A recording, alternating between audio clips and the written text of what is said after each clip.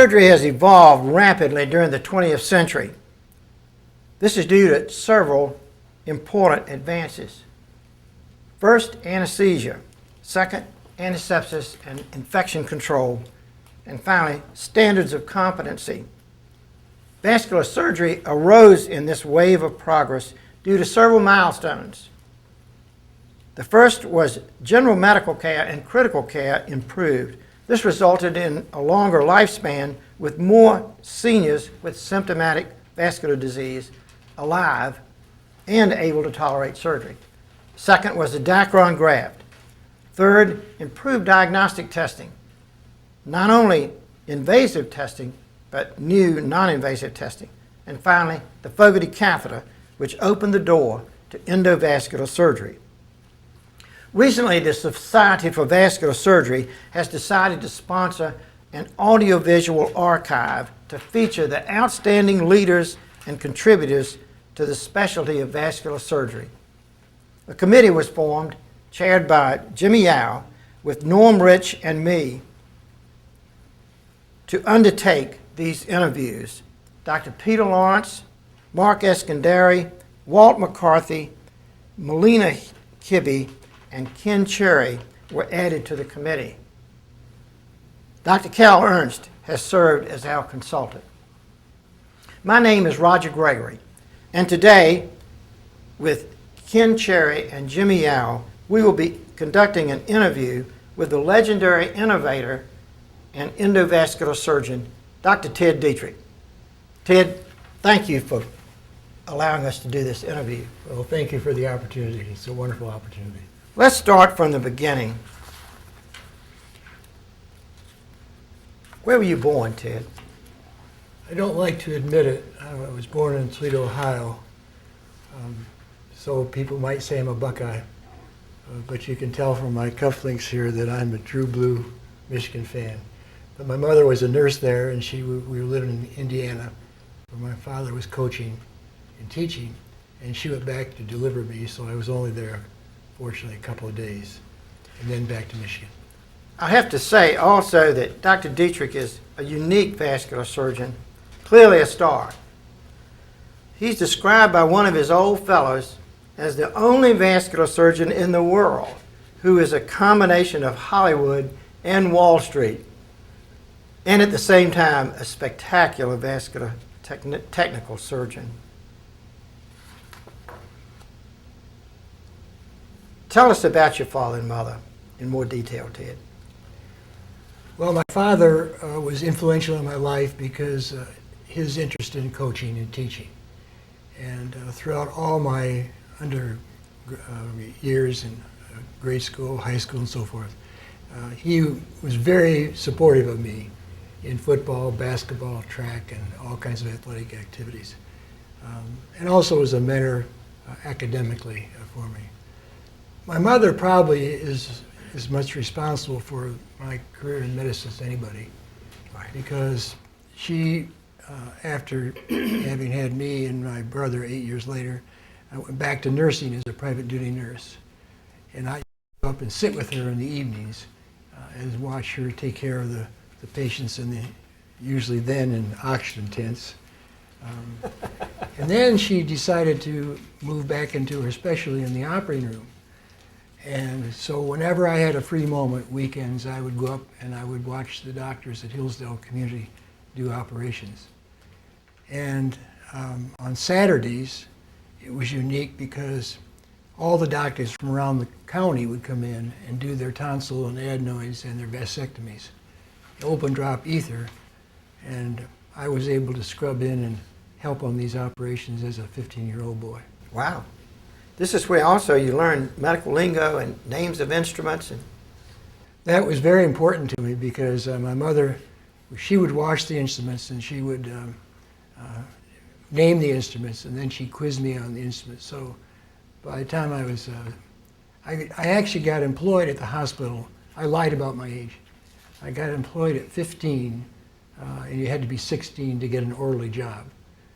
But I got the job, and so then whenever I wasn't doing football or doing schoolwork, I was at the hospital.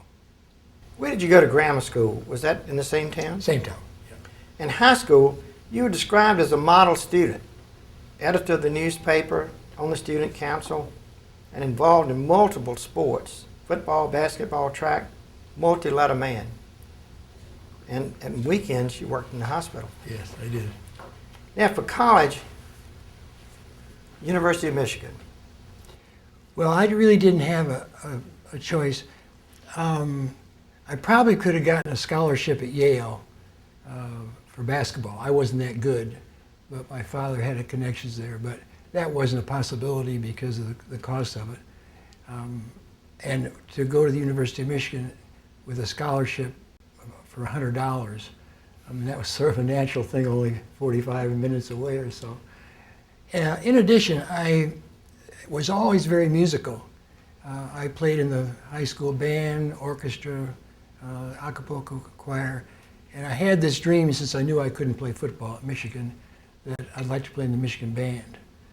So when I graduated from high school, I left Ann Arbor the very next day, and I got a job at the hospital. And so before starting in the fall, I was taking the trumpet lessons, practicing that, and then working in the hospital. You also did some animal research in college at St. Joseph. Was this your first introduction to research? Well, I'd always been operating on animals. I would dissect mice and rabbits and so forth in the basement. I was always interested in that. But the first time I got involved in animal research, one of the surgeons there, Dr. Crook, was an older surgeon. He was working on vascular grafts. Wow. And they had this old lab downstairs. And so one of the nurses said, "You ought to, Dr. Diethrich," they call him Mr. Diethrich, you should go down there. You should go down there and help Dr. Crook with these. And so I became immersed in that. And whenever I had any free time, I was down there helping him. And then essentially I took the lab over. And then with a couple other colleagues of mine, we took over the garage where the nuns had their what I call the nunmobile. And we made two beautiful operating rooms there. And then we had the cage so that the dogs could recover that. And then at the university, Ed the farmer, had the university farm for animal experimentation. And at one time I had, during my career there in so long, I might have had 25 or 30 dogs that we had grafts in and various things. And I would go out and make rounds on the dogs with Ed on Saturday afternoon. Now, you were described at this time as being somewhat of an ambulance chaser. Is that right? Well, that was actually when I was still in high school. Oh, okay. Because when I'd hear the ambulance, I would know that there might be something exciting going on, and so I'd go to the hospital. I mean, the experiences I had as a young pre-graduate at the hospital were really incredible experiences. I mean, it was just beyond. We had the polio epidemic then, and Hillsdale County was affected more than maybe any other county in Michigan. It was very high. So we had these poor young kids, babies, and oftentimes they didn't have anybody to ride the ambulance. And so I would ride the ambulance to Ann Arbor and get them in the iron lung and so forth, and then come back. So I had a lot of experience with that. Also in college, Ted, you got married to your high school sweetheart. Is that right? Gloria was born only 6 miles from me in Jonesville. And I met her when I was a junior in high school, and she was a senior in high school. And then she went off to Ypsilanti Teachers College, Eastern Michigan, and graduated there in special education. And then she took a job at the University of Michigan Hospital in the hospital school. And so she worked in the school throughout the time I was going to medical school. Now, you were already committed to medicine by the time you finished college and went to medical school in Michigan, finishing in 1960. By then, you had already decided on surgery. I never thought anything but surgery. I veered away a little bit.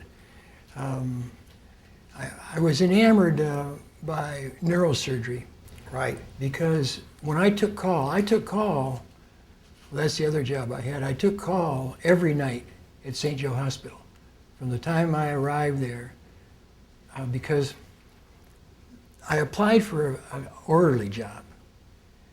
But the sister said, well, come at 4 o'clock, 3 o'clock Monday afternoon, and you'll have a job. Well, when I got there, she introduced me to Peggy Early, who was a nurse, and Peggy said, well, we're going down to room number 4. Dr. Badgley is doing a hip nailing down there. Dr. Badgley was the most famous orthopedic surgeon in the world at that time. And I'd actually seen the local surgeon, Dr. Matson, at our hospital in Hillsdale, do these nailings. So I got down there, I was holding the stretcher, and she said, oh no.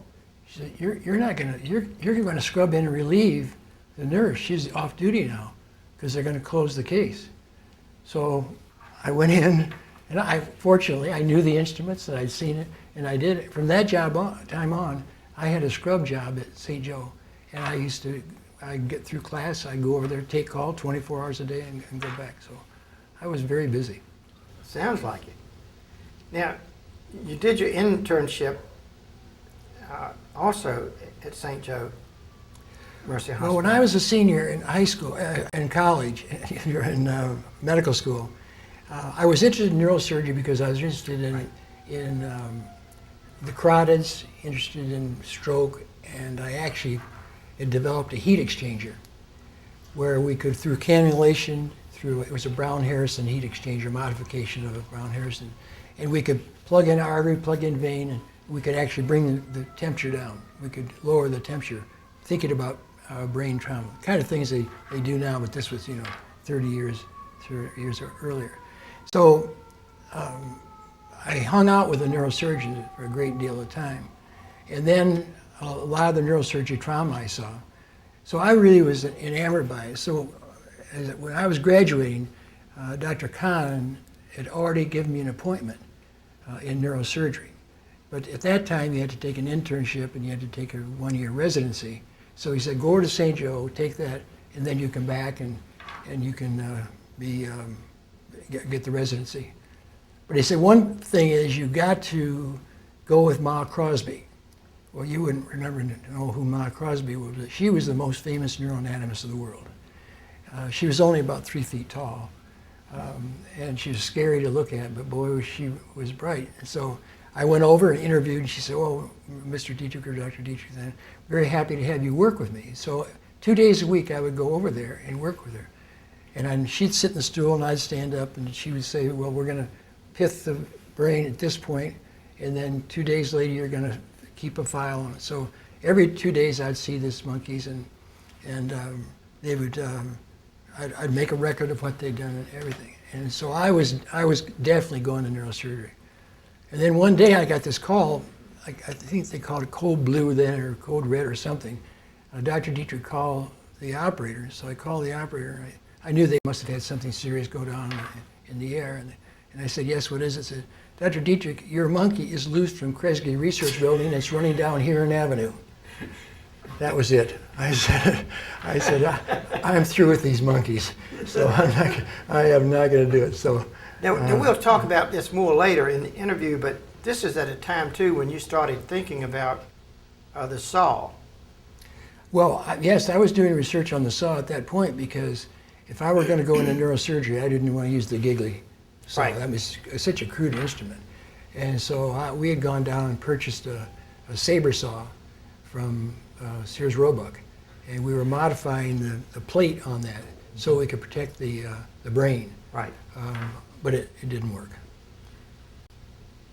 That didn't matter because you were able to use it on something else later, which we'll come back to. Now, talk a little bit about your residency at St. Joe's and then the rotation you had at Henry Ford with Dr. Szilagyi. Mm-hmm. That was very important. My residency was a fantastic residency. The staff at St. Joe Hospital were all professors or ex-professors from the university. Very close relationship. Jim DeWeese, for instance, famous guy you all know. Fred Collar. I mean, all these people. Every major surgical department, I think, at that time at Michigan had one of the leader professors, and so they rotated through, and I was able to rotate through. Well, once I decided that I really wanted to think more about vascular, at that time, DeBakey was the #1 name, but Zalagi was a very important name, as you all know. I mean, tremendous history with our society, and he was at Henry Ford. And Henry Ransom, who was Collar's associate, a famous professor, did a biopsy on Dr. Zalagi's wife. And one of the nurses said, well, you know, you ought to go in and introduce yourself to Mrs. Zalagi. And I said, well, I didn't know she was in. So I went in and I introduced her. I said, you know, Mrs. Zalagi, I would just love to come and spend some time with your husband. And she said, well, you just need to write him a letter. So I wrote a nice letter, and I got a very terrible letter back. Who do you think you are? You know, we got a formal residency program here, and we're not going to take somebody from us. I mean, it wasn't. You know, he was in a tough mood that day. So I wasn't going to let up. I called his secretary, and I said, I got a rejection letter to even come and talk. Can I have an appointment to meet him? And she said, I don't even know whether they can arrange that. You know, he's so busy and so forth. Anyway, I got the appointment. And between the time I got that appointment until I got there wasn't one thing that Dr. Zalagi had written that I had not read. I studied for that interview like mad. So he was grumpy, of course, you know, he said. So finally, I must have impressed him. He said, okay, I will do this only on one grounds. If you will come as a resident, take a time out from your residency or whatever time they'll give you. As a resident, you'll take call, you'll scrub, you'll have to do everything that our residents are doing. If you're willing to do that, I'll take it. So that's how I got it. And that was a good time? That was helpful? Fantastic. You can imagine, fantastic time. Oh, yeah. Yeah. Well, to give you some idea, that was the time when reversed autogenous saphenous vein grafts were the first time being used. And I scrubbed on those cases. When I got back to Ann Arbor, I knew more about vascular surgery than anybody there at that time. And I mean, I did reversed autogenous saphenous vein grafts in the second portion of my third year of residency. Wow. Now, when you finished your residency, you decided to apply to Baylor. What was the interview like that you had with Dr. DeBakey? Well, I made up my mind that if I had a choice, I wanted to go with Dr. DeBakey. I mean, he was so famous. He just written that textbook and beautiful illustrations of what he was. I mean, I was totally enamored by it. So I wrote a letter, and I got the interview. And so Gloria and I flew down. I remember this so vividly because our plane landed in St. Louis, and I got off to pick up some reading material. And the Time magazine had Mary Lasker and Michael DeBakey introducing Medicare. And I got back on the plane, and I said to Gloria, I said, you know, Gloria, we're going down, and the guy who's introducing Medicare, I'm sure it's a good thing, but anyway. So I got there, and Jerry Maley was his administrative assistant, and Jerry said, Dr. DeBakey is operating on a captain in the Greek Air Force, and he wants you to go to the dome, upstairs the dome, and you can see the operation. I thought, oh my God, this is the most wonderful time in my whole world. You know, I get to see Dr. DeBakey do an aneurysm of the aortic arch. So I go up there, I'm looking and looking. Every time he would leave the operating room, I'd run down the back steps, thinking he must be looking for me. He must be looking for me. So anyway, up he goes again. Now I'll do. Well, at the end of the day, I ran into Jerry Maley. I said, well, I didn't get to see that. Well, you know, he was so busy. He's been in the intensive care unit, but he wants you to come back tomorrow. So I go back. Next day, same thing. You got to go upstairs and let you see the operation. Well, I was only that time half a day on leave, and so I came back down that night, and I said, well, you know, Jerry, I've got to go back. I called my resident colleague, and he's going to cover, but he says he'll definitely see you tomorrow, don't worry. So we get up, we pack, we get over to the hospital, And we're walking down the corridor, and here comes Dr. DeBakey, always looking down like this, you know. And then Jerry Maley next to him, and I'm waving like this. And so they come up to him, and I said, good morning. And Jerry Maley said, well, Dr. DeBakey, this is Dr. Diethrich. He's interviewing for a residency from the University of Michigan, wants a residency here in thoracic and cardiovascular. And he says, hello, nice to see you, and walked on. Didn't have an interview. Did not have an interview. Well, it was a crisis situation for me because I had an appointment in thoracic with Cameron Haight. And Cameron, Dr. Haight, who was a great friend of mine because he helped me in my lab work, and he said, well, Ted, I'm going to Italy. And when I get back from Italy, I need I got 1,700 applicants here, and I'm holding this position for you. I said, well, I'll let you know. Well, Fred Collar, at that point, had moved from the professorship and had an office at St. Joe's. So I went over to see him, and I told him the story. And I said, Dr. Collar, I don't know what to do because I can't lose here. I didn't really have an interview. And he says, don't do anything. He had the gruffest voice. He said, don't do anything. You know, just say what happens. So I didn't do anything. So a few days went by, and it was a Saturday morning. I'll never forget it. And I get this page, and it was Gloria. And she said, we have a letter from Baylor. And I said, well, what's it say? She hadn't opened the letter, say. So she opened it and said, you've been accepted in the thoracic and cardiovascular program. So I was actually making rounds with Dr. Campbell, who is another great surgeon. And I said, I have to be excused, and I need to go see Dr. Collar. He said, of course. So I called Mrs. Collar, and she said, oh, he was sick. He wasn't feeling well, and asthma. And she says, can I just come and see him for a second? So I got out there and went upstairs, and he was grumpy and taking some oxygen. And I said, Dr. Collar, I'm only going to take a minute of your time, but I want to tell you I got the appointment with Dr. DeBakey. He looked at me and he says, well, my boy, today you learned a great lesson. It isn't what you know, but who. And I'll never know to this day whether he called Dr. DeBakey. You know, he wouldn't tell you. Sounds like he did, doesn't it? Could be. Yeah. Do you think that this had anything to do with your work on the modified Weinberg?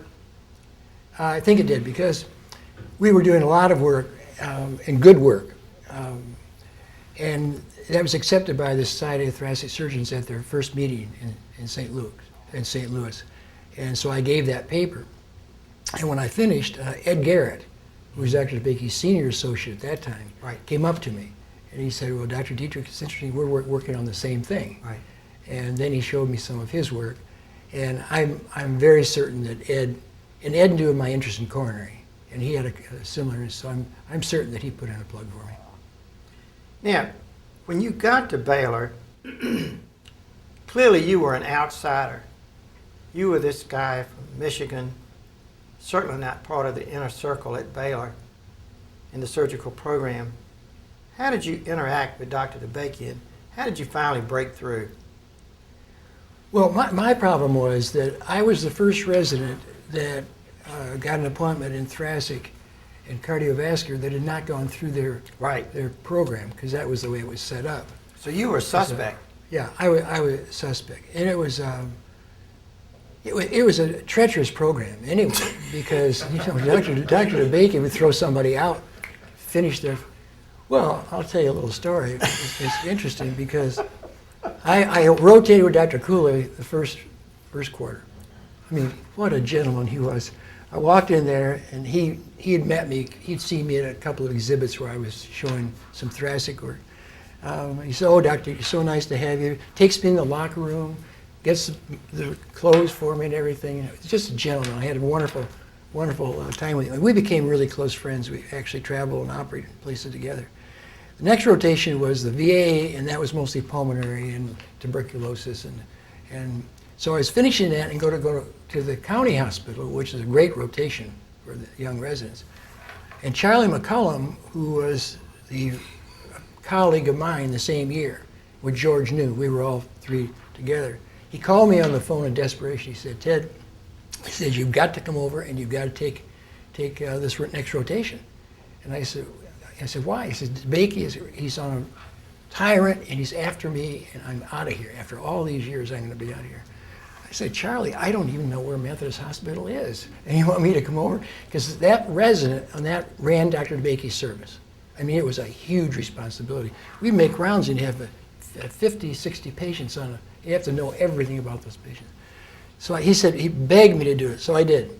I actually left the VA earlier, that wasn't so busy.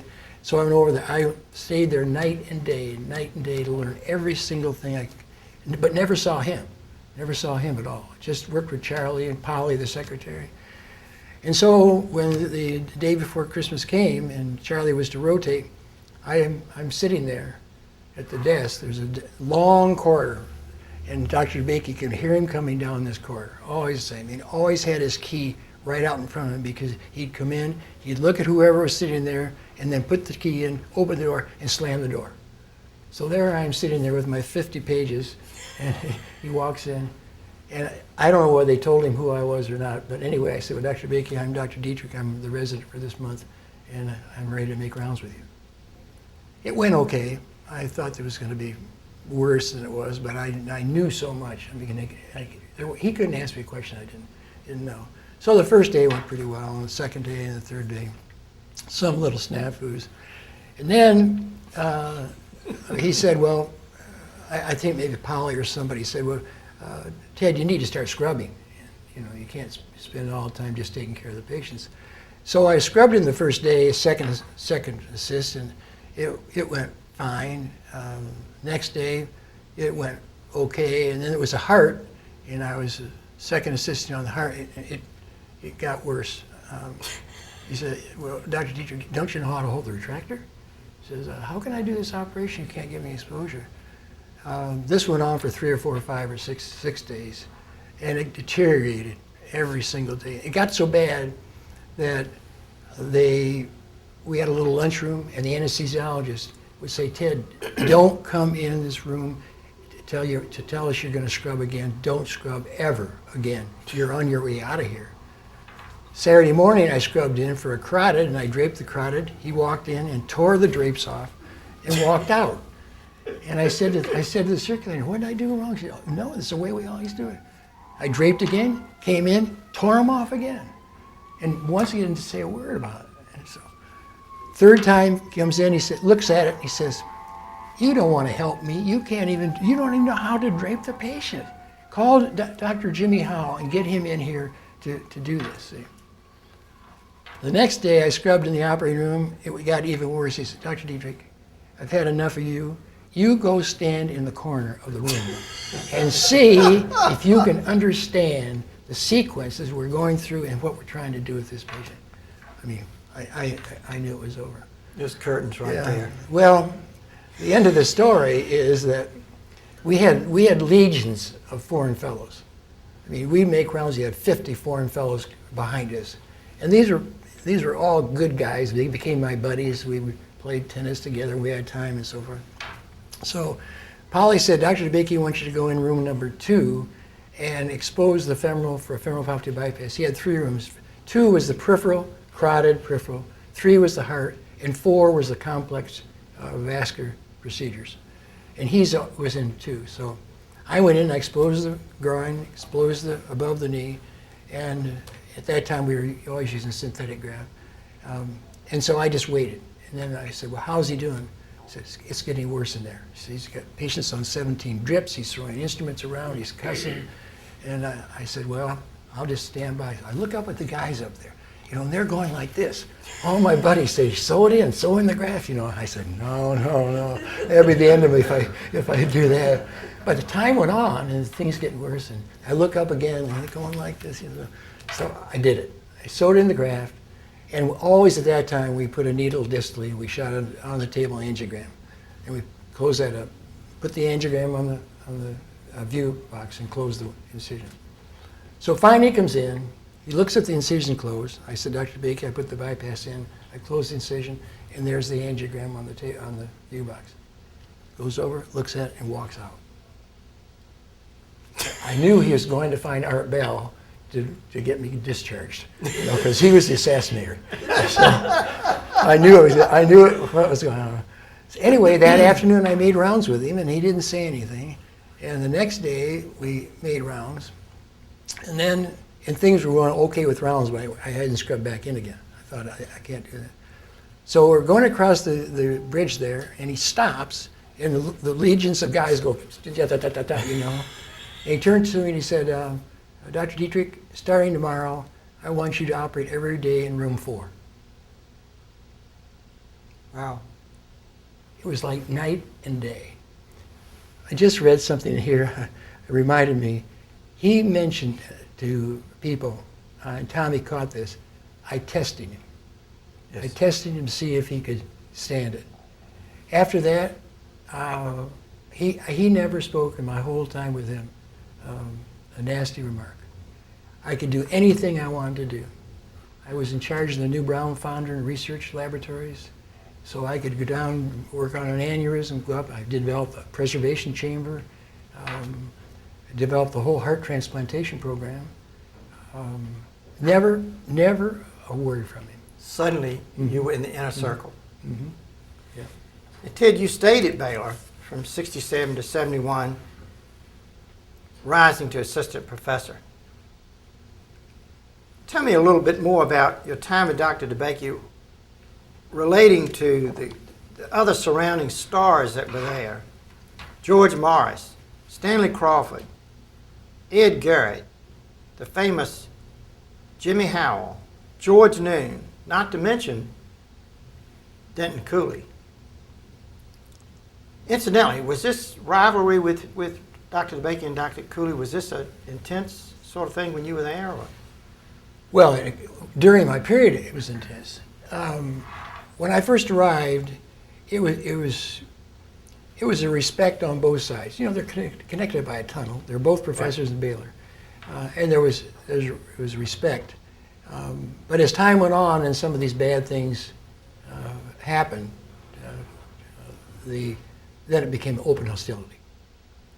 Now, you were surrounded by massive talent. Can you tell us about the multi-transplant story of the patient that multiple organs were transplanted at one time? Well, it was sort of a secret because it was something I had in mind. And because donors, we didn't have a lot of donors. Dr. Cooley, over one weekend did 4 heart transplants. So the pressure was on the DeBakey team. Dr. DeBakey came to the sink and he said, well, when are we ready to do a heart transplant? Dr. DeBakey, we're ready to go anytime. We can do it. And so there was a patient from Phoenix was referred to me for coronary bypass, who wasn't a very good candidate. It was a good candidate for heart transplant. And we had a lung transplant patient in town. We had 2 kidney transplant patients, all on the waiting list. Right. So 6 months before, I had this idea that from one donor, we would do 2 kidneys, we'd do a lung and a heart. And John Litticoat, who was my medical student and then came from Michigan to join me, we would go home and every night on this big board we had in my study, we began to map this out. And the concept was from one phone call, we would activate 5 operating rooms. 1 for the donor, 2 kidneys, heart, and lung, and it would take 2 cornea out. But I couldn't tell anybody because if I told Dr. DeBakey, he would obstruct it. I knew he would obstruct. So I told Dana Estes. You ever heard of the Estes clamp? Mm-hmm. Well, that was Dana Estes. She was the operating supervisor for Dr. DeBakey, and she was a very wonderful lady and very close to Dr. DeBakey, but was also very close to me. So I took her aside and I said, Dana, here's the plan. You're the only one that's going to know this. We're not going to tell anybody else. So we got the call.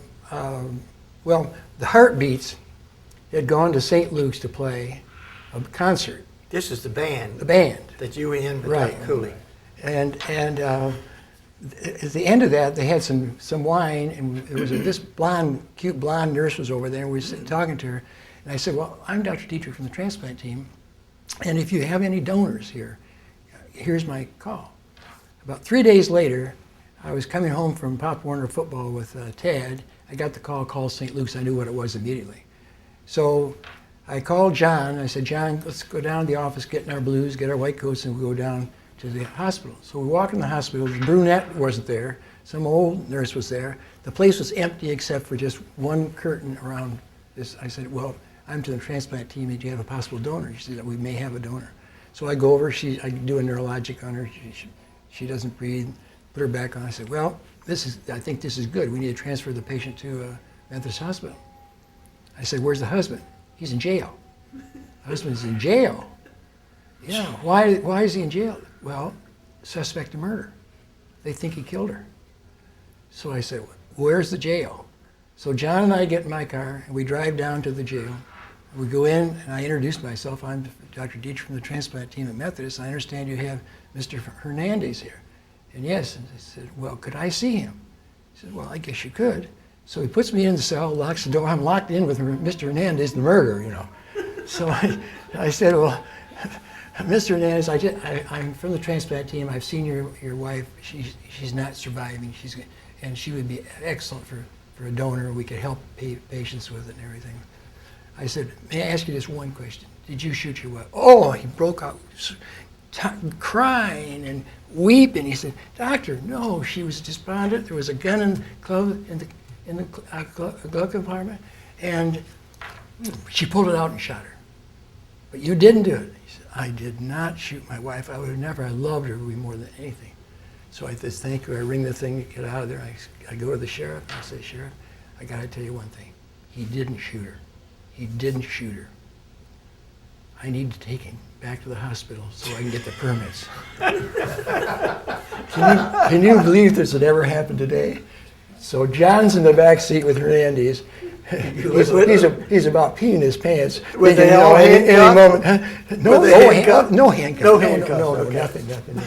So anyway, we get to the hospital, and by that time, the intensive care that had nobody in it, they must have had all the relatives of the family were there. So anyway, we get the ambulance set, and then I say to John, well, we now got this thing moving. We got to make the one phone call. And so I called Dana, and I said, Dana, it's a go. The rest is up to you to activate this. So by the time we got up to the Methodist, the place was abuzz. We had 5 operating rooms going all at one time. We got the audiovisual people with Bill Wynn and the camera over. You've seen those people, maybe they're in one of some of these pictures. Camera overhead. And I'm checking on everything. George Morris is there, Ed's Garrett. And so I go back to see Peter Calloway. He was the EEG guy. And I said, how's it look? And he mumbles something, these things always look flat to me anyway. I couldn't tell. But he said, it looks like she's not going to make it. So I went back and I called Dr. DeBakey finally. An hour's passed at least now. I said, Dr. DeBakey, I've got great news. We've got a heart donor for Bill Carroll. Oh, Ted, fantastic. I said, I've got even greater news. We're going to do a multiple organ transplant. We're going to do a lung and 2 kidneys and take 2 cornea. No way. We can't do that. No way. Hung up the phone. So I go around, check everything out again. Another 30 minutes goes by. I said, now I've got to get him over here, And he's the professor, I'm just an underling here. I get him back on the phone. I said, Dr. Bakey, we got all rooms going. All the key people are here. The audio visuals here. You don't have enough blood. I said, Dr. Bakey, I can guarantee you we've already checked out that. We've got a lot of blood in it. We're ready to go. Hangs up. 10 minutes later, down the hall he comes. Gets the key out, goes in, slams the door, takes the key out. He comes out, he says, where's the donor? So I take him down, way down at the end where Peter Calloway was, in the intensive care. So I go down there, I'm standing there, just shaking my head. What are we gonna, I don't know what we're gonna do about this. So he walks down, his head's down like this, shaking his head like this. He passes me, and the x-ray department where the dark rooms were in between there and where the operating room was. So he's passing down there, and he said, we can't do this, the patient's not neurologically dead and so forth. So I said, Dr. Bakey, can I just talk to you 1 second? I took him by the arm and I pulled him into this dark x-ray room. And I said, Dr. Bakey, you think for one moment that Denton Cooley would pass up on this opportunity? He says, Ted, you're right, proceed. That's how we got it. The trump card. Right. Now, you also traveled with Dr. DeBakey when he was developing this valve. Mm-hmm. Was that a good time, Ted? It was a fantastic time for me. It was my first introduction to Europe, and it gave me a lot of opportunity to make great friends I still have there. It was a wonderful experience, yeah. Now, when Ed Garrett left, a big opening appeared in the talent pool there in Houston, and yet you decided to leave. Well, it was a little more complicated than that. When the Italian trip, the European trip was being planned, Ed came to me, and he said, Ted, I'm not going. I'm not going, Dr. DeBakey. And I said, Ed, you're the key guy here. You've got to go. He says, no, I'm not going to go, and I'm going to tell him that you need to go. Ed didn't want to say why he didn't want it, but the valve that was being developed was hemolyzing. And Ed was a very character guy, and he said, how can we go over there to Yugoslavia and Italy and put this hemolyzing valve in? He says, I can't go. So I was the next one to go. And so Ed had made his mind up at that point that he was going to go to Memphis and leave. And so he really was tutoring me and developed me to take his position with Dr. DeBakey. And that happened over a few short months. But then you decided to go to Phoenix. Yeah. Now, what was that about? Ted, you became the founder and medical director there in 1970. How did that happen? Why did you take that risk? Well, when you were not only in the inner circle in Houston, you were certainly an emerging star. Yeah. I know everybody said, Ted, what were you thinking of leaving? Why would you leave? I'll tell you, very simply, I was hurt. When we did the multiple organ transplantation, and we had worked really hard on this, it was an endeavor. All patients lived, so they had a press conference the next morning, and Ted Bowen, who was the head of Methodist, and Dr. DeBakey, had the press conference, and it went on for 45 minutes. So this is the greatest thing that's ever happened, they're saying, and it was all headlines everywhere. It was all over the world. And Dr. DeBakey, not then nor afterwards, came up to me and he said, Ted, great job for pulling this off. So I went to the phone, I called Gloria, and I said, Gloria, we're going to leave. I don't know when, but I don't think this is the place for my future. And Wow. I left. Now, Ted, this seems to me to be a first glimpse of a pattern of Ted Diethrich. Independent movement when the situation that you were in seemed to be moving too slowly. Certainly this took some courage. Suppose this move to Phoenix had not worked out. Were you prepared for that? It didn't work out, like it was a easy run. Hardly. Hardly. I'll tell you what, if I want to thank Dr. DeBakey for one thing, he prepared me during that test period for the worst things that could happen to anybody. So when I got to Phoenix, and they made their mind they were going to run me out of town. In fact, Sure. they had a group of 31 doctors at the country club one night, and they got together and they said, we're gonna get this guy out of here. First thing, they didn't like the Houston style, and I had developed that, one way or another, I sort of developed that Houston style. I believed very much in public information education. Right.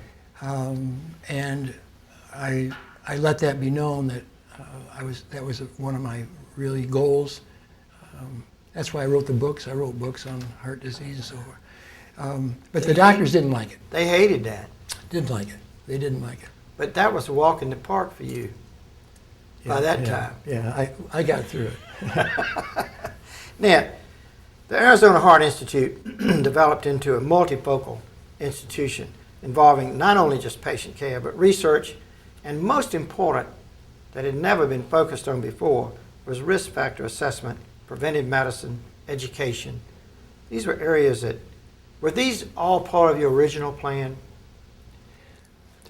Tommy Thompson, in his book, he's got a few pages about my plans.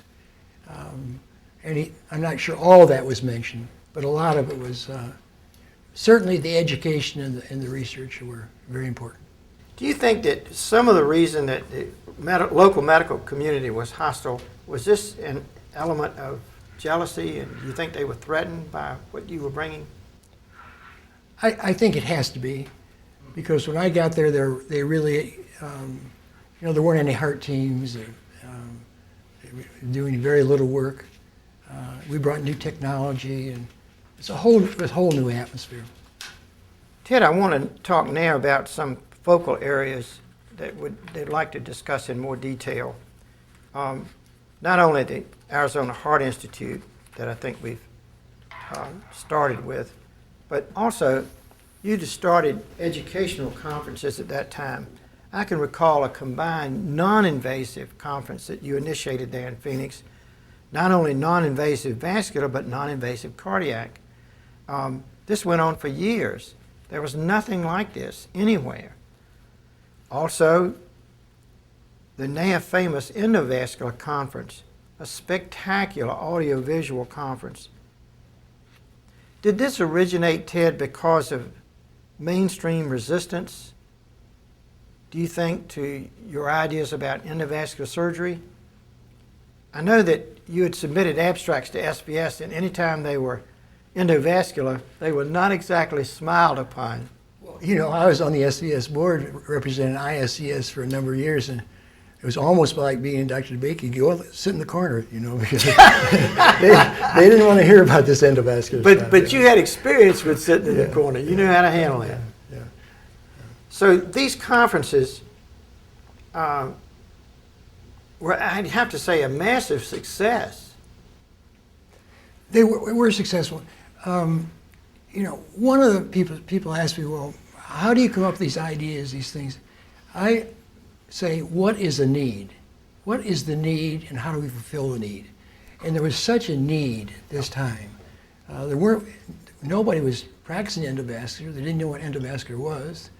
The technology was mostly in the United States. It wasn't abroad. And so the natural thing was to bring people from all over the world. And the first international congresses we had over 60% OUS attendees from all over the world. Mm-hmm. That's changed now because of all the things going on in Washington. Ted, this is the next topic I want to ask you to discuss. Is one that I've been anxious to ask you for a long time, and finally we have the opportunity. And that's to talk about medical marketing. It's hard to imagine a vascular surgeon with a higher public profile than Ted Diethrich. You pioneered direct public advertising, if you will. In fact, at one point, you had a segment of a weekly TV show. Unheard of. How could this be? Did this come from Houston when Dr. DeBakey did the first medical interview after the Duke of Windsor's aneurysm? Where did this come from? How did you lean in this area? Well, it was the impetus for public information. I wrote a book, Heart Stops. I wrote Women and Heart Disease. Right. These were areas I had great interest in. And so that was public information. And when that gets out, then obviously people ask you to speak on that. They ask you to do TV and so forth. But it was all geared around teaching the public about better health and better cardiovascular health. Is this your view of marketing and medicine, that this is an educational process?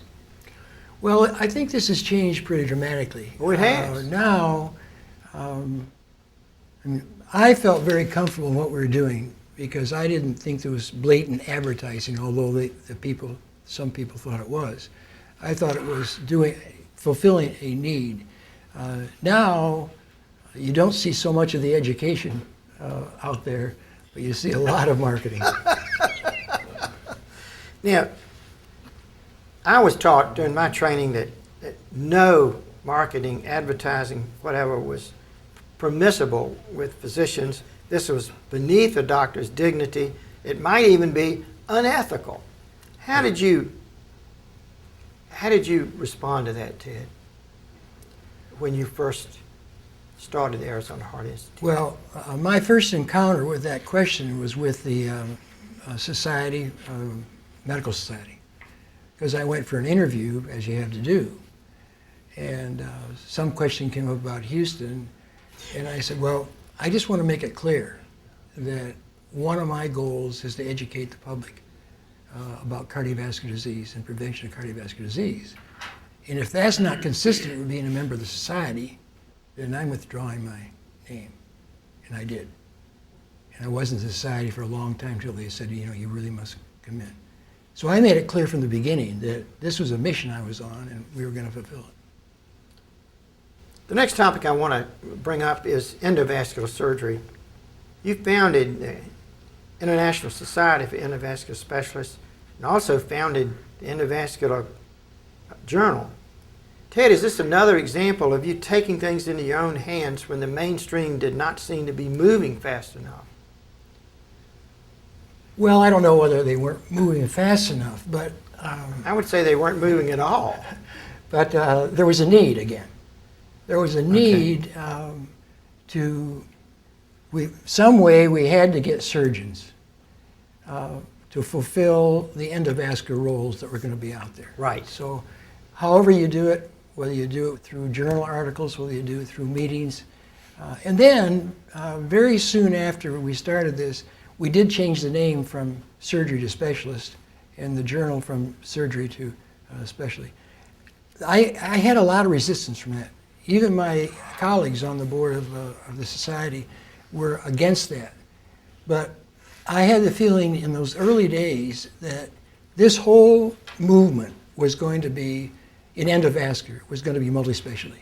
It was going to be surgery, it was going to be interventional radiologists, cardiologists, medicine, and so forth. So that's the way it went. Now, with endovascular surgery, there were some early failures for sure, particularly with the laser. Did this discourage you? It certainly discouraged some of us. Yeah, well, the hot tip laser. Yes. You know, we thought that was going to be a great tool. The truth of it is, what the hot laser tip did, particularly in our operating room, where we already had a hybrid room. You know, they talk about hybrid rooms today. We had a hybrid room in 1971. We brought it from the University of Munster. Right. And they taught us you can work from within the artery. The tool wasn't good, but that changed our whole philosophy. Right. And so we began to, and then from that on, we had all the other things. So hot tip didn't work, but the concept of endo worked. Now, looking at your publication list during this time frame, there was a profound change from cardiac articles to suddenly endovascular surgery topics. It was almost as though the Ace of Hearts became Mr. Endovascular. Do you think that, were you aware that this was going on, or? Yes, because the endovascular field related to the heart didn't move very rapidly. It was more difficult to get things done.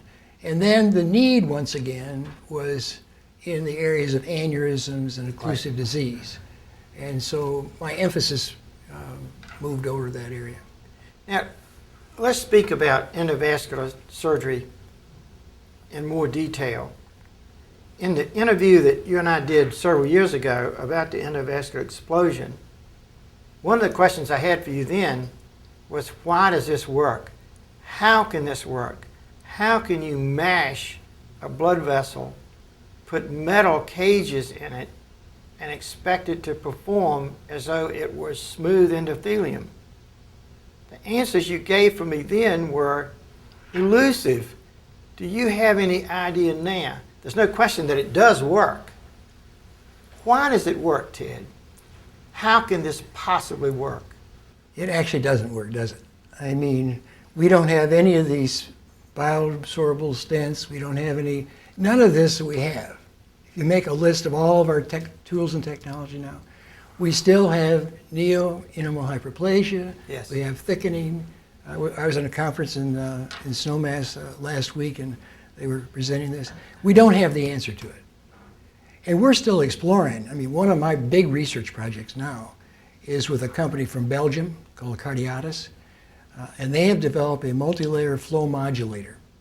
It's made of Pilox material, Phenox material, and it seems incredible. But you can put this across a thoracoabdominal aneurysm. The thoracoabdominal aneurysm will progressively thrombose, and all peripheral arteries will remain open. It seems incredible, but it works. We've done all the laboratory work. We're with FDA now. I'll give you one example. The Cook fenestrated branch graft, which was reported in Rio 2 months ago, at 6 months had an 16.6% paraplegia rate. The Cardiatis at 1 year had 0. Incredible. Incredible. Ted, this is probably as good an explanation for why endovascular surgery works that I've heard, because you're conceding that there are problems there. They remain the same hemodynamic problems that we've always faced with vascular surgery. The next focus area that I'd like to talk about, Ted, is something that I'm not sure you've heard before, but we've heard all these stories about Dr. DeBakey and Dr. Zalagi and all the people that you had worked with, the people in Houston and Dr. Cooley. I don't know whether you're aware of this, but there are a lot of Ted Diethrich stories flying around. They always seem to involve one thing that's in common, and that is your generosity. One of my old residents that was head of me, I won't tell you his name, but he told me a story that I've heard repeatedly. He had set up a big nurses conference, and at the last second, their keynote speaker backed out. So that night, the day before this big nurses conference for the entire state, he called you. You flew all night long and substituted for him and tried to leave, and the nurses said, no, he can't leave. And that afternoon gave another couple of talks and then flew all night again to go back to Phoenix for a full day the next day operating. Ted, I think in addition to that sort of story that I think is rampant around the United States, you've personally trained vascular surgeons from all over the country and internationally in endovascular surgery, all with an open door to the Arizona Heart Institute. Certainly you were aware of this, and I have to say this is one of the nicest compliments I think you could possibly have from colleagues. Well, you know, if you think about your career, and we've talked a lot about the things, but what really is the most important thing in terms of reaching your goal? And I think it's the ability to educate the people, the young people. You know, I have a senior at Michigan graduating in a couple of weeks and wants to go into medicine. She's in Tom Wakefield's lab. And somebody said, well, why would you want your granddaughter to go into medicine with all the bad things going on? And I said, well, it's going to be a different platform. It won't be the golden era like we had it, but it's going to be wonderful if they want to go in for the right reason. And I think that's the thing that has really inspired me more than anything else, being able to train people, go places and see them prosper in what they're doing, review articles they write for the journal. Yeah. Now, you know, I mean, it's very, very fulfilling. Very fulfilling. It has to be. Ted, the next thing I'd like to speak about for a few minutes, we've already touched on this, and that is marching to your own drummer. You were always, when I spoke to your wife and asked her, what do you think the essence of Ted Diethrich is? She said, it's always on the cutting edge. What was your mindset? Wasn't there, in always being on the cutting edge, wasn't there a huge risk there? The endovascular conferences, ISIS, the journal, these were huge risks. Everything's a risk benefit, isn't it? Yes, it is. But if you feel comfortable in your own shoes and you feel you can march along with them, the risks aren't so great. Speaking of risk, let's talk about the sternal saw. This happened early in the game. Tell us the story of the sternal saw. You know, some of these stories you're hearing today, we got to be sure they don't get out to the public press, because I would go to jail for sure. Because, you know, honestly, I was talking to somebody yesterday. Over all these years, I did so many things that people might say were outrageous. I mean, for instance, I'll give one a good example. I had a really wealthy patient from Italy, and he called me and he said, next time you go to Europe, would you mind stopping in Modena, Italy, and seeing this hospital? I purchased it. It just happened I was going 2 days later, so I went over there. I was just going to make a quick trip in there and, you know, say hello and goodbye. So I got there and I was walking down the hall and I saw this construction going on. And I said, what is this? We're building some new operating rooms. So I went to Venice that night and I called him up and I said, you know, I'll make a deal with you. If you will put in endovascular suites with the hybrid units that I have in the new operating rooms, I will commit to come here 4 times a year and train people and do research. That was one of the most successful things I ever did. We used to go over on Thursday, Friday, Saturday, Sunday. We might do 30 or 40 patients. And new technology, new grafts, things that nobody else ever had. Never lost a leg and never lost a patient. Wow. Now, tell me about the sternal saw. Here's one of the articles about your invention. How did this happen, Ted? Out of frustration, because I had this saw I was using on the brain. It didn't work. So finally, I remember we're late Wednesday night one night, and I said to the guys, let's put another dog to sleep, and let's see if we can split the sternum. The sternum of the dog is only that wide, very difficult. Yeah. And then, you know how we did it then? We had the Lebschi knife. Right. You know, it's a gross tool. So we did work like this. I said, put another dog to sleep. Another. 3 in a row were perfect. So I called Joe Morris, who was the associate professor of surgery, thoracic surgery at Michigan. I said, Joe, and he was a friend of mine. We did a little sailboat together and everything. I said, Joe, you got to come over on Sunday after church and see this. So he came over. I showed it to him. I said, do another one. Did another one. He says, it's phenomenal. He said, I've never seen anything like it. So he went away, didn't say anything, and I get a call then on Monday, and he said, tomorrow I've got a lady who's doing a substernal thyroid. Do you think you could come down, go across, and split the sternum for the subthyroid? I said, I'm sure we could. So he says, well, get your saw sterile. Can you imagine this? I sterilize the saw at St. Joe, wrap it up in the papers and everything, and go over there, and perfect, worked it perfectly. He called me 2 days later. He said, I got a 22-year-old fellow. I got an ASD.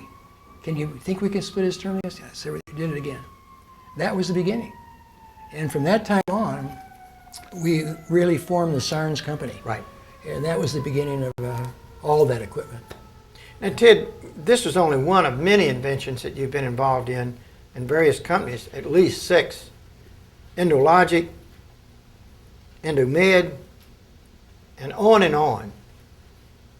How did you get involved in these areas? Some were my own ideas, but almost always it was where I saw a need Right. in equipment and need in development. That's the key, isn't it? A need. That's it. As we were talking recently, the light bulb not just went off in the middle of the night and you stood up and said, oh, let's invent so-and-so. No. You always saw a need that prompted action. And that's why it's mostly successful, because you fulfill the need and you're Right. successful. Ted, you also were involved in the first outpatient cath lab. I think this was in the early 80s. Never heard of before then. This was radical. How did you know this was going to be safe? No one else did. Well, they didn't trust me with it much either, but first of all, I had Super Sam the calf man. He came with me from Houston. He was Dr. DeBake's senior cardiologist, and I offered him to come, and he came. And that made a huge difference to me because I had a real partner in cardiology. And I had this concept that we ought to be able to do these diagnostic catheterizations in an outpatient setting, save money faster, patients like it better and everything. And so we actually had custom equipment made by some friends of mine in New York. And they came out and set this cath lab up for it. And we started, we gathered the data, we wrote the papers, no complications. We weren't doing angioplasty, of course. It was diagnostic. Diagnostic, but you were also doing diagnostic angiography as well. Oh, yeah. Carotids, arch, everything. But, and, you know, now it's standard practice worldwide. It would be, this has to be satisfying to realize that what you started that was ridiculous has now become everyday and routine. And of course now even angioplasty on an outpatient basis. Right. Never in these endeavors, I'm impressed also today with the fact that you always bring in someone else to give credit to. You were never a one-man show. It seems to me, Ted, you were always building a team, building loyalty. Not just with nurses having T-shirts saying Ted terrific. You were actually building teams and loyalty. How did you do that? I think I began to build teams as a young kid. I always loved to surround myself with people who could have a similar mission. We mentioned the football. Did you want to be quarterback, though? I don't think I was never not the quarterback. That's a great one. But I mean, sailing. When my son and I got into sailing, ocean sailboat competitive, we worked to get the very, very best team. And if you look at the history of the institute, it's all teamwork. It's all really good teamwork. And if you talk to someone from the Institute, from Arizona Heart, there's always one thing that stands out to me, and that's loyalty. They were so loyal to what the mission of the Institute was. I'm really impressed with that. It is true. Talk for a moment, Ted, about your research with the myoblast and some of the areas I've heard you speak on, particularly one of the Michael E. DeBakey conferences. Yes. Well, you mentioned in my writing that it seemed like I sort of drifted off of the cardiac. I was very excited about myoblast technology for congestive heart failure. And we did a lot of work. Really, really, once again, very, very fine work, and it didn't work. And so I became sort of discouraged with it and moved on to other areas. I still think that there's some good to be had with that. It's probably a little bit premature right now. I mean, I think that our future is going to be genomics, it's going to be proteomics, it's going to be pharmacogenetics. These are the terms that we ought to be teaching our vascular fellows. Right. Because if they aren't in their back pocket, if they don't understand those things, they're going to be left behind. Because that's where it's going to go. Your honors and awards go on and on and on. Multiple movie awards. You were president of the Cooley Society from 81 to 82, Wisdom Hall of Fame, multiple Telly Awards, Lifetime Achievement Awards from multiple institutions. The list just goes on and on. Which means the most to you? Not one. I appreciate it. I appreciate them very much. But they're always award for my group, my people. Because I couldn't do any of these things standing alone. So I accept these things. I really accept them on behalf of my colleagues, you guys who have helped me. It's not a one-man show. No, it's not. I'm not supposed to say it, I was told that you are going to be the recipient of the Innovation Award given by SVS this year. I heard that. And I just want to congratulate you, and I want this in the record that you are the recipient of the Innovation Award for all the work that you have done. Well, You are well deserved. thank you. I do appreciate it very, very much, and I look forward to going there and receiving it. Tell me how you feel about it. Well, I don't feel quite the same way that some people who have mentioned it to me. And about, you sort of use this, Jimmy said, this is long overdue, Ted, you should have had this long before, and so forth. You know, I've never felt left out. I've never felt that I should have these awards.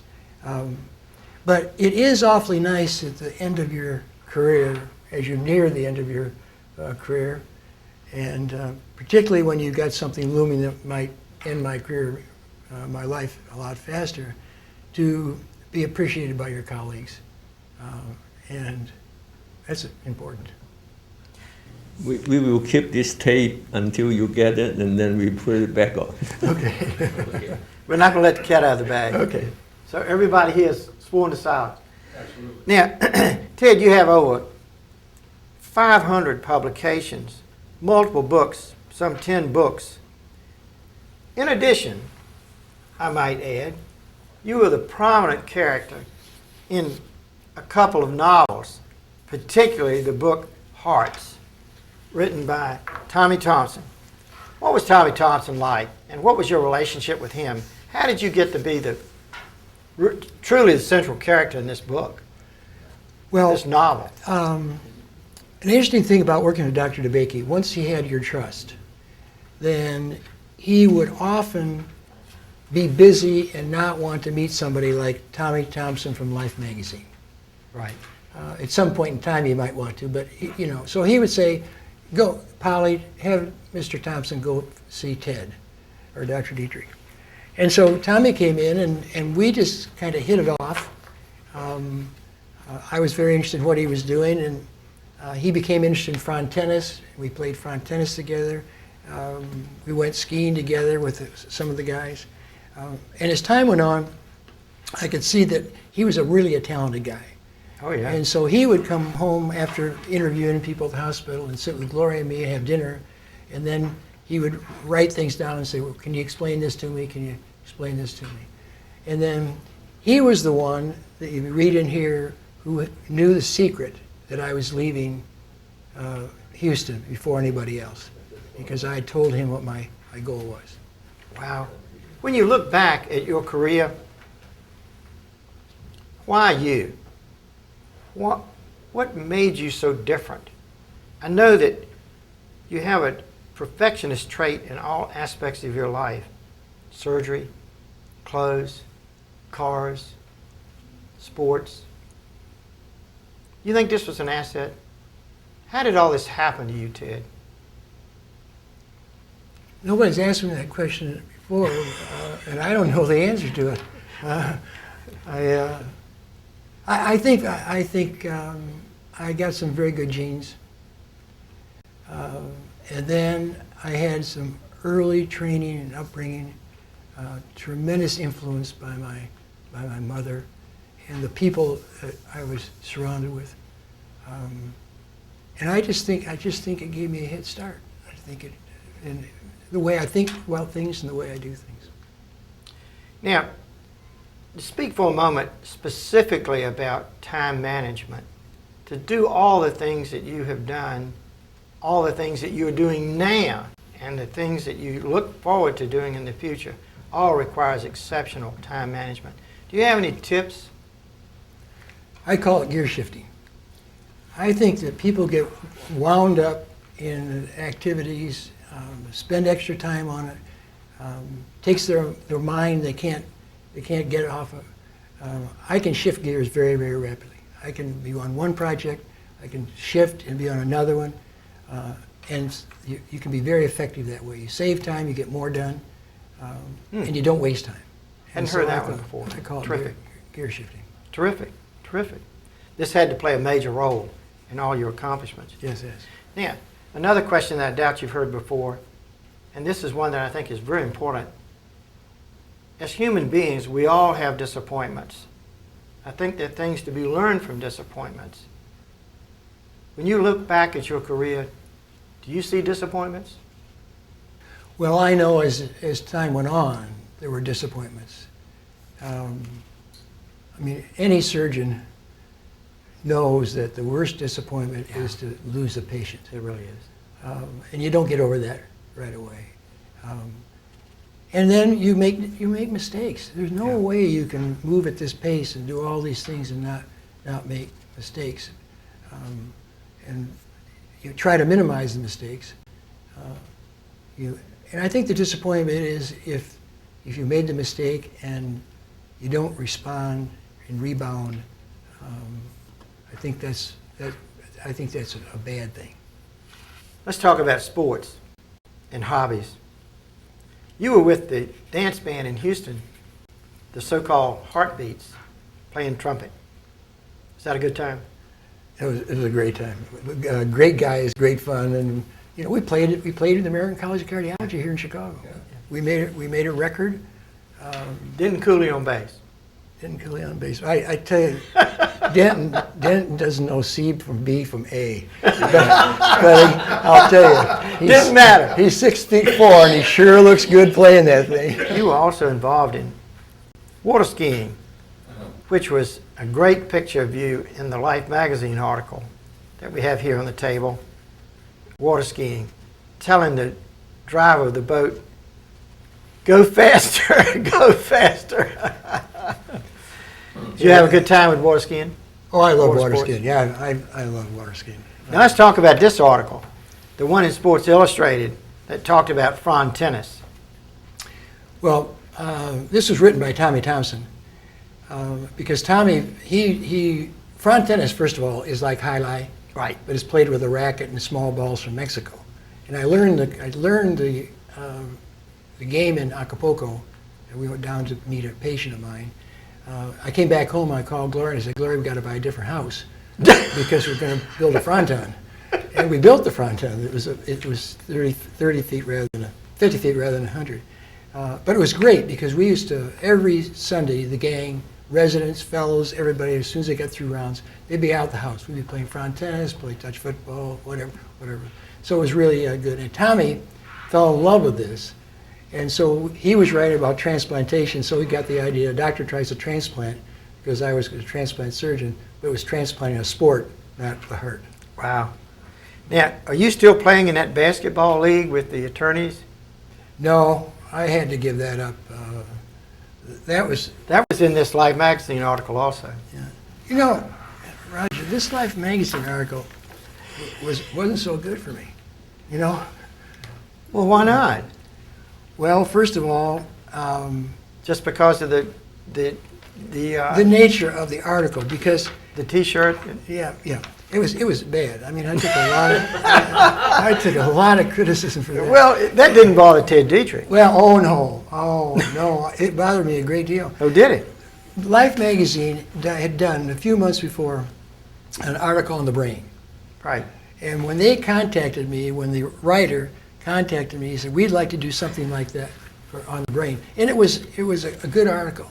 Yeah, it was. But when they came out, I mean, I wasn't cautious about what they were taking pictures of. In my mind, I'm not controlling any of this today, you know. So, but it didn't portray me like I wanted to be portrayed. I want to be portrayed as a surgeon, a scientist who was developing things like the brain article did. And it was a very difficult thing. Is the American College of Surgeons here in this building? Yeah. Yeah, I was censored by the American College of Surgeons. I couldn't give a paper for a year. It was very bad. Just because of this article. Mm-hmm. Yeah. Well, yeah. it may have hurt you in some areas, but other areas, everyone knew who Ted Diethrich was. Now, in high school, you lettered in several sports, but you gave that up to play in the Michigan marching band in college. But in practice, sports re-entered your life. Tell us about the Chicago Blitz and the Phoenix Rangers. Wranglers. Wranglers, that's right, Wranglers. Chicago Blitz, I remember. Yeah, remember the Blitz? Yeah, You own the team. Yeah, I did own the team. these were two football teams that you You owned. had George Allen as a coach. George Allen. Yeah, I Yeah. remember that. Well, you know, it all relates. It all relates to education and teaching. I mean, every one of these stories. If you get, I'm writing my own book right now, and there's a story about all of this related to this. How a sport activity relates to a heart transplant, relates Right. in this. And I was invited by the Minnesota Vikings, huh? Yeah. Vikings, to their training camp. I got a call out of the clear. I didn't know anybody on the team. But they said they'd heard me lecture somewhere, and so I went up to the training camp, and I didn't have any idea what I was going to talk to these pro football guys about. Do you think they wanted you to be quarterback? No, I know. But anyway, it was great. They loved it. They loved it. And about a week later, I get this call from George Allen of the Redskins. And he said, I hear you gave this talk, a great talk. He said, will you come and speak to the Redskins? I did that. Once again, it was a great, I'll never forget, Joe Theismann raised his hand and he said, I've got a 7-year-old daughter with an ASD. Is she going to be okay if they repair it or they repair it? And I said, Joe, she's going to be okay. But the thing about it was George became a really close friend of mine. So close, he used to call me 2 or 3 times a week. And then he got involved, of course, in the Rams. And then he got here. And so when the opportunity came up to invest in this team, he said, will you invest it? And I said, well, if you're the coach, I'll do it. So that was the story. So that was a good time. Mm-hmm. Also, related to sports, you became involved in sailboat racing with your son. Mm-hmm. Now, Ted, I've been accused of being seasick from time to time. Am I the only one in that boat that gets seasick? No. The first 2 days out of the Victoria Maui, we got that storm. But once again, see, my boat was different. I had all the kind of equipment you need to for sewing up lacerations. I had an ambu bag. I had an endotracheal tube. I could have probably done an appendectomy on that boat. So we're racing in the Caribbean, and we're racing against a boat named Gloria. Mm. And they're ahead of us. We go around the buoy. They're ahead of us by about, 150 feet or so. And we see the American flag upside down. That means catastrophe on board, emergency. So I said, put the sails down, turn the motor on, and we pull up against and we're going to get out. We get our ambu bag and everything, get out. And here was his friend, this salesman, is collapsed right in the mask. We intubate him, we start IVs, we try to massage and everything. He didn't survive. And the autopsy showed that he had an ascending aneurysm, and he ruptured the aneurysm like that. He went like that. So Yeah. see, it's all sports, medicine, all Yes, it together, is. all the time. All connected. Now, Ted, you've talked about Dr. DeBakey somewhat, but I'd like to bring up another aspect about you and Dr. DeBakey, and that is career parallels. Do you see the career parallel in your early career moves? Dr. DeBakey goes to a swamp in Texas called Houston. Ted Diethrich goes to a desert called Phoenix. You had an eye to marketing, just like Dr. DeBakey did with the first conference, the first news conference. The scope of your practice was so diffuse. You were never a one-trick pony. Dr. DeBakey's scope of practice was very diffuse. Wide interests shared by both of you. Clinical, research, scholarly activities, education. Do you see those parallels? I would never, in a million years, compare myself with Dr. DeBakey. Well, I am. Well, you can do it this way. That's all right. Dr. DeBakey was the first in so many things that got us going in surgery. He was a fantastic mentor. as difficult as he was in the early part. He was a fantastic mentor. He taught me the discipline. As I say, I don't think I could have done what I did in Phoenix and beyond. Right. Had I not You'd been had I tempted. not had him as my tutor. Who were your other mentors in your mind, Ted? You mentioned your family, your mother, your dad, and the other I surgeons. wouldn't leave Denton Cooley out by any means, because Denton was a real inspiration for me. He was very kind to me. Yes.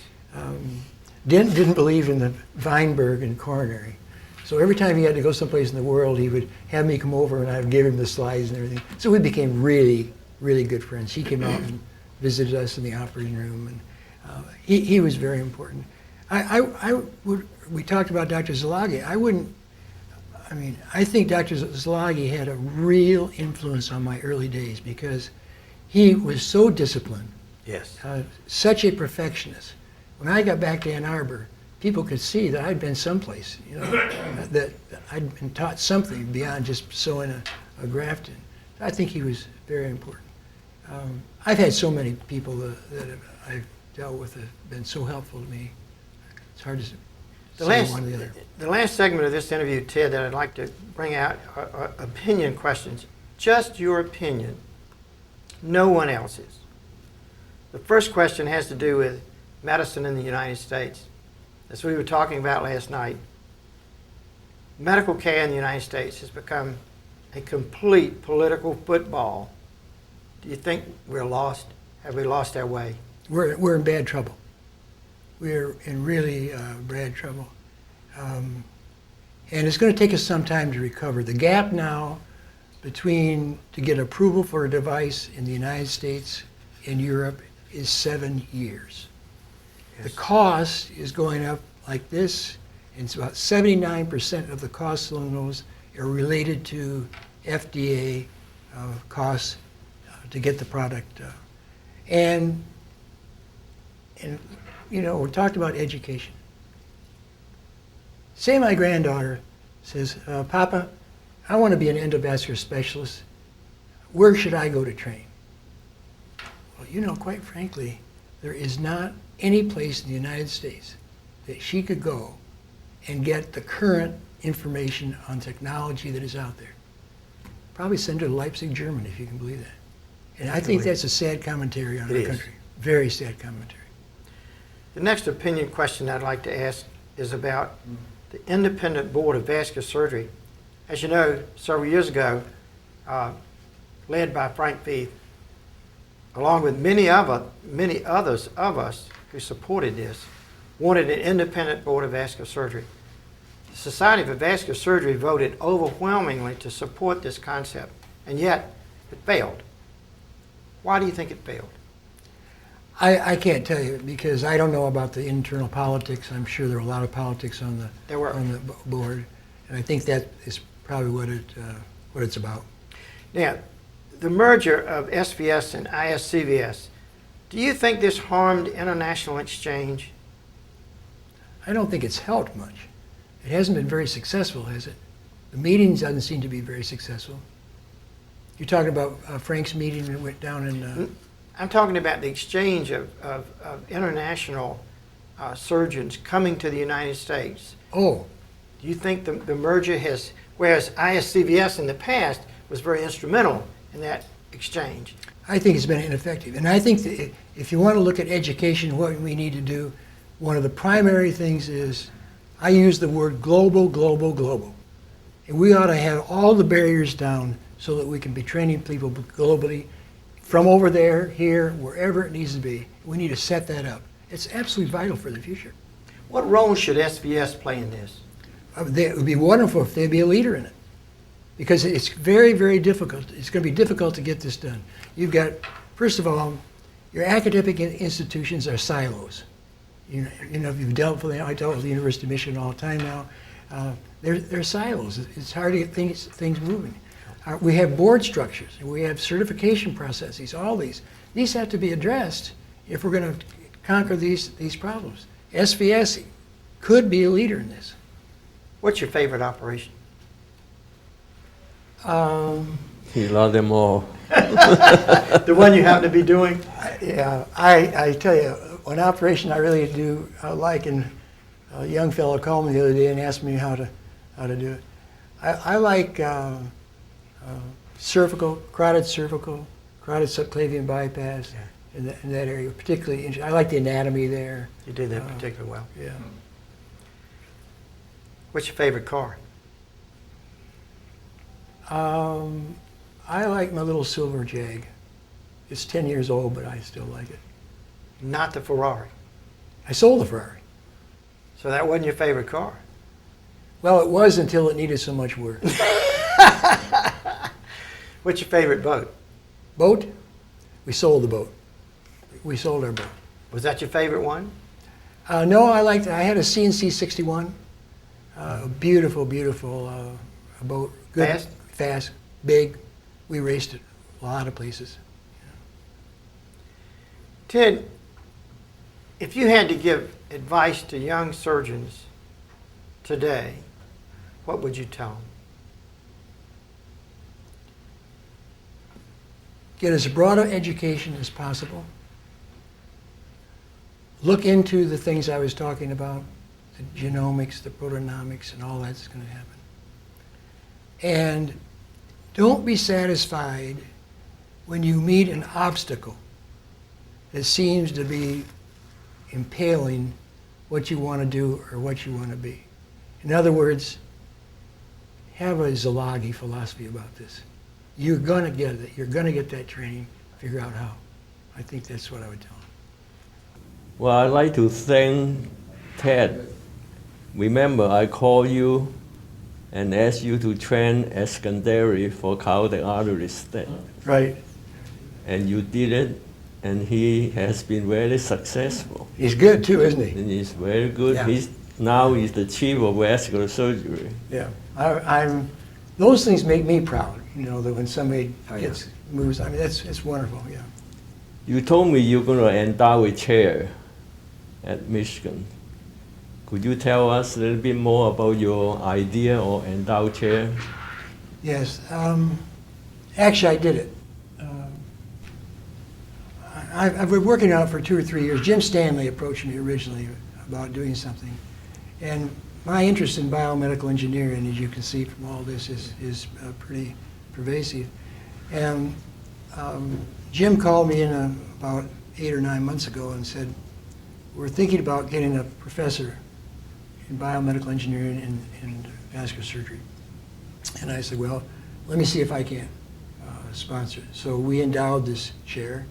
And Tom Wayfield just sent me an email this week, and I think we've got the professor picked. So I'm very, very excited about it. There hasn't been one in that particular department. Terrific. So I think it's great. Yeah. I heard you are writing a book.